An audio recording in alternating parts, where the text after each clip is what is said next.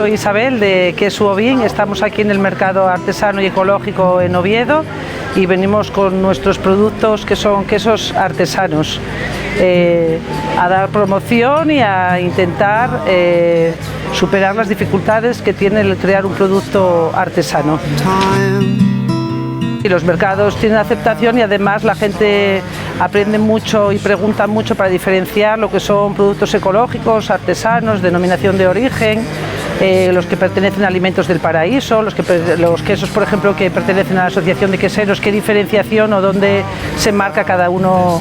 de ellos. Hace a lo mejor 10 años preguntaban qué era ecológico con reticencia, qué diferencia puede haber entre artesano y ecológico. Ahora la mayoría de la gente ya tiene muy claro